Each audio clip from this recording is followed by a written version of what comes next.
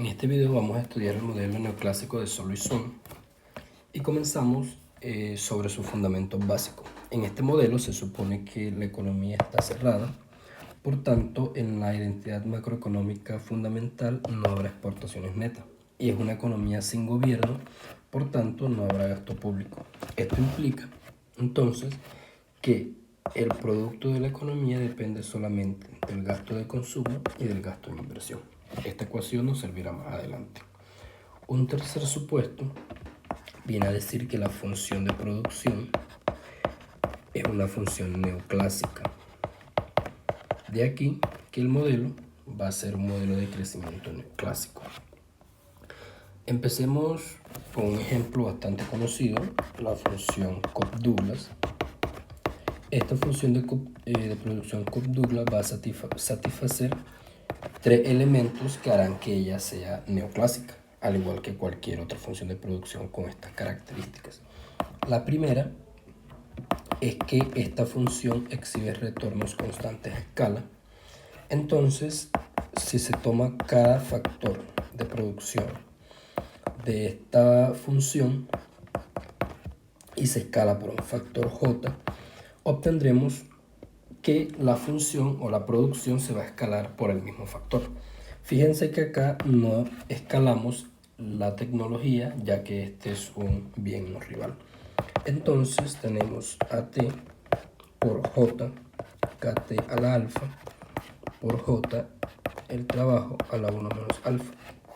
Entonces simplemente tendremos AT.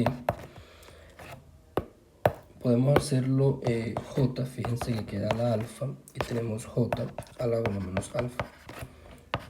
AT por capital T a la alfa por LT a la 1 menos alfa. Entonces este J con este alfa con este alfa se va y queda J a la 1, AT, KT a la alfa por LT a la 1 menos alfa. Y fíjense que esta es la función de producción. Por tanto, F escalado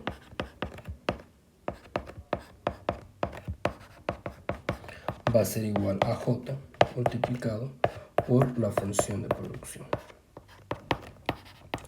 Esto en matemáticas se conoce como homogeneidad de grado 1. Esta función, al exhibir retornos constantes a escala, es homogénea de grado 1. ¿Qué implica eso? Que si cada factor de producción se escala, la producción va a incrementar en esa misma proporción. Un segundo elemento que debe satisfacer la función de producción es que las productividades marginales deben ser positivas pero decrecientes. ¿Esto qué implica? Empecemos nuevamente con la función. Si se toman las derivadas parciales, es decir, la productividad marginal del capital, por ejemplo, es alfa por AT, capital T a la alfa menos 1 por LT a la 1 menos alfa. Fíjense que esto lo podemos escribir como alfa por AT, capital T a la alfa por capital T a la menos 1 por LT a la 1 menos alfa. Y este menos 1 lo puedo bajar y escribir la función de una forma mucho más compacta. Tenemos alfa capital T a la alfa por LT a la 1 menos alfa dividido entre capital, pero ahora con signo positivo. Y esto simplemente lo puedo reescribir de la siguiente manera. Fíjense nuevamente que esta es la función de producción. Entonces tengo que la productividad marginal del capital es alfa por YT dividido entre capital. Fíjense que esto necesariamente es positivo para todo valor del producto y del capital estrictamente positivo, dado que alfa es un número que está entre 0 y 1, es decir, es positivo también. Para tomar la segunda derivada, partamos de acá. La segunda derivada es alfa por alfa menos 1 por capital T a la alfa menos 2 por LT a la 1 menos alfa. De forma semejante, esto podemos escribirlo como alfa por alfa menos 1, capital T a la alfa por LT a la 1 menos alfa, dividido entre capital T al cuadrado. De forma más compacta, podemos decir entonces que la segunda derivada es, fíjense que esto acá es la función de producción nuevamente. Esto necesariamente es negativo para todo valor de YT y capital T estrictamente positivo, ya que esto que está dentro del paréntesis, alfa menos 1, es negativo al ser alfa un número que está entre 0 y 1. De forma semejante podemos decir que la productividad marginal del trabajo es 1 menos alfa por AT por capital T a la alfa por LT. En este caso, fíjense que tenemos 1 menos alfa, le restamos 1, y de forma equivalente este 1 lo podemos bajar y podemos decir que la productividad marginal del trabajo es 1 menos alfa por AT capital T a la alfa por LT a la 1 menos alfa dividido entre LT, es decir, 1 menos alfa por la función de producción dividido entre LT. Esto necesariamente es positivo para todo YT y capital T positivo. Y la segunda derivada es,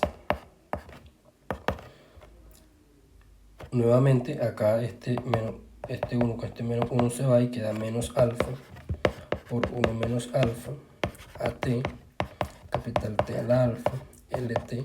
Fíjense que ahora queda menos 2 realmente, 1 menos alfa por menos 2.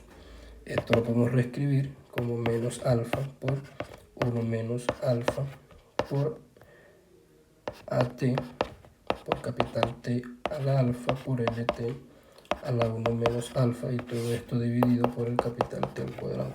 Entonces, la segunda derivada de la función de producción respecto al trabajo es menos alfa por 1 menos alfa por YT sobre el trabajo al cuadrado.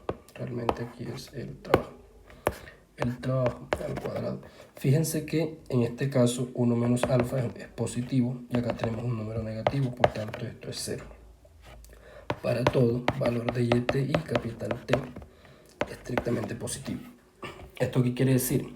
Que cuando vemos cómo funcionan los rendimientos de capital y el rendimiento de la productividad marginal del trabajo, ellos inicialmente van a ser bastante grandes, van a ser positivos, pero al mantener constante otro factor de producción, ellos van a tender a ser cada vez más pequeños. Gráficamente lo vemos dentro de un momento. Y un tercer elemento es que la función de producción debe satisfacer las llamadas condiciones de INADA. Las condiciones de INADA dicen que al evaluar las productividades marginales de cada factor, en este caso tenemos FK, ya encontramos hace poco, que es alfa por YT sobre capital T. Cuando evaluamos esto a un valor del capital que tienda a 0, fíjense que tenemos en el denominador un número muy pequeño, esto va a tender a ser infinito. Y si lo evaluamos para un valor de capital que tiende a infinito, vamos a obtener el resultado opuesto. Al ser el denominador muy grande, esto va a tender a 0. Lo mismo sucede con el trabajo. El trabajo, que es 1 menos alfa por YT sobre LT, y si evaluamos el trabajo tendiendo a 0, esto tiende a infinito. Y si lo evaluamos esto tendiendo a infinito, esto va a ser 0. ¿Qué quiere decir esto? Que cuando se mantiene constante un factor de producción y se usa muy poco del otro factor de producción, esta productividad marginal va a ser muy grande. Y lo contrario, cuando se es muy intensivo en un factor y se mantiene constante el otro, su productividad marginal tiende a 0. Esta condición de INADA va a ser el que va a darle la forma a la función de producción, que es estrictamente cuasi cóncava. Gráficamente, este resultado se ve de la siguiente manera. Supongamos acá tenemos YT y acá tenemos el capital. Entonces, las primeras unidades, cuando tenemos muy poco, van a ser cercanas a 0. Fíjense que esa pendiente va a ser muy inclinada, porque su pendiente va a ser infinita cuando tenemos poco capital, pero ella se va haciendo cada vez menos inclinada, es decir, esa pendiente tiende a cero cuando el capital es muy intensivo, es decir, cuando tenemos mucho más capital. Entonces así se va a ver la función de producción. Siguiendo con otros supuestos del modelo de Solow. En el modelo de Solow, este viene siendo el supuesto número 4, en el modelo de Solow se asume que la tasa de ahorro es constante. La tasa de ahorro es constante. ¿Esto qué quiere decir? Esto implica que los individuos van a ahorrar una fracción S, que llamémosle tasa de ahorro, y van a consumir una fracción 1 menos S, que vamos a llamarle tasa de consumo. Por lo tanto, el consumo yo lo puedo escribir como una fracción de la renta. Y esta va a ser una ecuación que utilizaremos más adelante. Por otro lado, la ecuación fundamental que ya habíamos dicho que es consumo más inversión, la vamos a poder reescribir como 1 menos S por YT más inversión T. Si traemos todo esto para acá, tenemos YT menos 1 por YT es YT menos por menos da más S por YT igual a inversión T. Este con este se va y tenemos que S por YT es igual a la inversión en T. Por ahora dejemos este resultado y lo usaremos dentro de un momento. Otro supuesto es que la tasa de depreciación, en el supuesto número 5, la tasa de depreciación también es constante. Y le vamos a llamar delta. Entonces, una ecuación conocida por nosotros dice que la inversión es igual al crecimiento del capital más el gasto en depreciación, donde este K con un punto arriba va a ser igual a la derivada del capital respecto al tiempo, es decir, cómo varía, vamos a llamar, es una variación, cómo varía el capital respecto al tiempo. Dado que la depreciación es constante, entonces yo puedo escribir la inversión como la variación del capital más la fracción del capital que se está depreciando. Si junto esta ecuación de ahorita con esta de acá, vamos a obtener un resultado interesante, ya que S de YT va a ser igual a la inversión, pero la inversión es todo esto. La variación del capital es quien nos va a dar el comportamiento dinámico de nuestra economía. Por tanto, conviene mucho dejar esta K solo, que vendría siendo S de YT menos delta por KT. Fíjense que esto nos viene a decir que el capital agregado crece cuando crece el ahorro de la economía y disminuye cuando aumenta la depreciación. No nos conviene mucho utilizar variables agregadas, por lo tanto vamos a expresarlas en términos per cápita. Cuando utilizamos en términos per cápita debemos ver el comportamiento de la población. Un supuesto del modelo Solow es que la población crece exógenamente y también a tasas constantes. Vamos a llamarle a ese crecimiento n y lo vamos a denotar como L punto sobre LT. Estas variables las variables de esta ecuación las vamos a expresar en términos per cápita. Empecemos con YT. Sabemos que YT es igual a AT por capital T a la alfa por LT a la 1 menos alfa.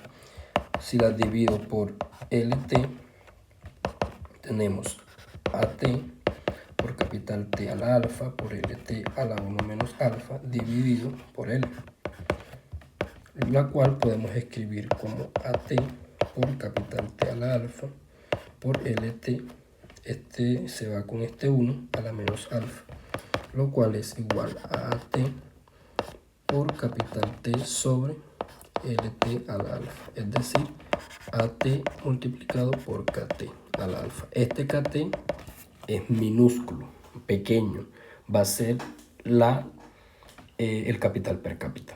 Partamos nuevamente de esta ecuación aquí. Entonces tenemos que capital punto, KT punto igual a S. YT es igual a menos delta por capital T. Fíjense que todas estas son variables agregadas. Si las disminuimos por KT sobre LT va a ser igual a S YT sobre LT menos delta KT sobre LT. Fíjense que aquí estamos diciendo que LT es igual al total de la población, es decir, estamos suponiendo que hay pleno empleo en la economía.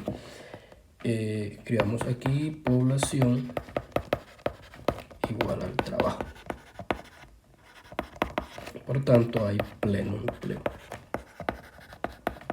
Pleno empleo de los factores productivos. Esta expresión de acá no la conocemos, pero esta de aquí y esta de acá sí la conocemos. Entonces tenemos que KT punto es igual a S por esto de acá, que ya lo tenemos aquí, que es AT por capital T al alfa menos delta por KT pequeño per cápita. Vamos a llamarle a esto ecuación 1 y vamos a ver qué es esto de acá que aún no conocemos. Entonces partamos de que capital T es igual a capital agregados partido el trabajo. Entonces capital T punto va a ser igual a la derivada de capital T, aquí realmente es en punto, capital T dividido LT respecto al tiempo. Es la derivada temporal de esa variable. Por lo tanto, este KT punto pequeño va a ser igual a la derivada de esto acá. Es decir, aplicamos la regla del producto y tenemos la derivada del primero, es decir, KT derivado multiplicado por el segundo sin derivar menos el primero sin derivar multiplicado por la derivada del segundo dividido entre el segundo al cuadrado. Organizando tenemos entonces que KT punto sobre LT por LT sobre L. Fíjense que este producto por este producto da este al cuadrado menos capital T sobre LT multiplicado por LT punto dividido entre LT.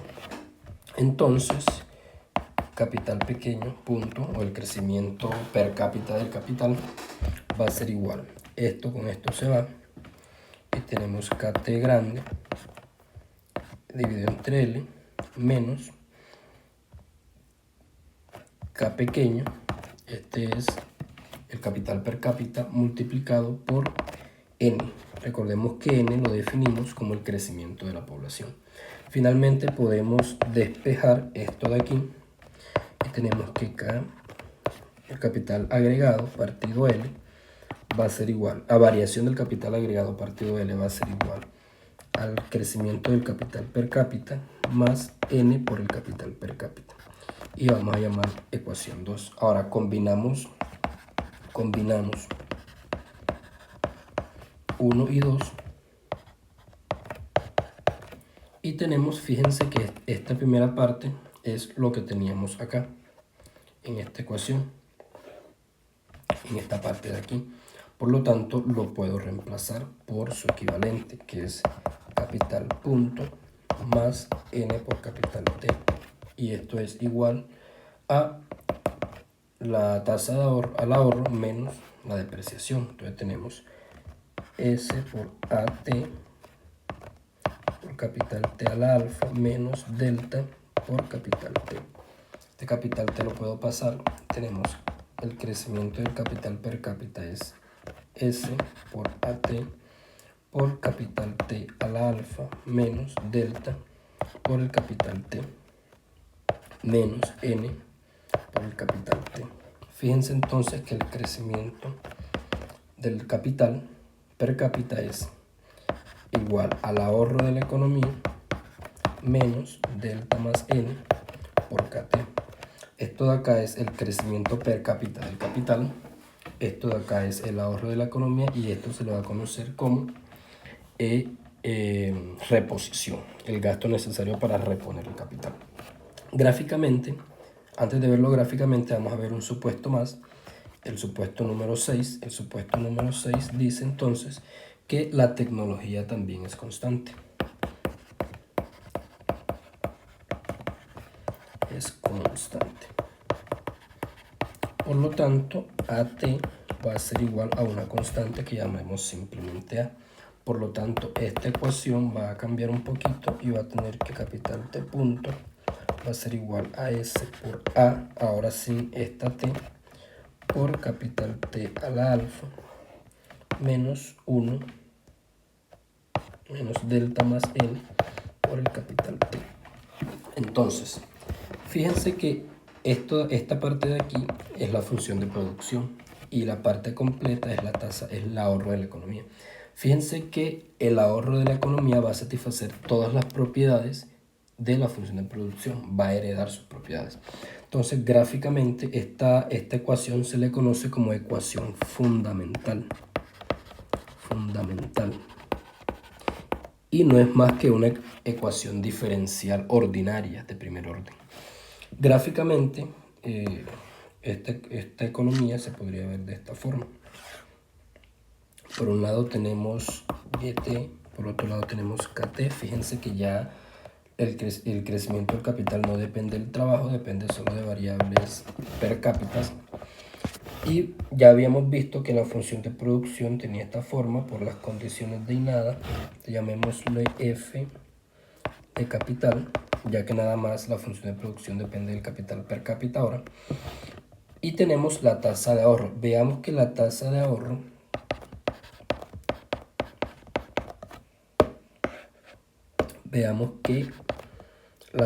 ahorro va a ser una fracción de la producción. Por lo tanto, ella va a heredar sus propiedades. Va a tener esta forma.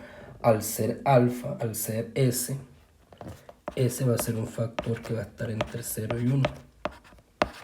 Entonces, esto que vamos a llamar ahorro de la economía, curva de ahorro. Y finalmente tenemos esto de acá, que va a ser la curva de depreciación, una pendiente constante que va a tener más o menos esta forma. Puede ser así, cuya pendiente es delta más n. Esta intersección en la literatura de crecimiento económico se le conoce como estado estacionario, que estudiaremos más adelante y lo vamos a llamar con K punto. Entonces,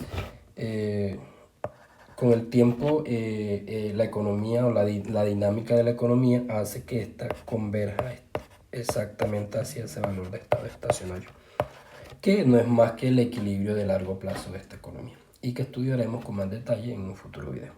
Muchas gracias.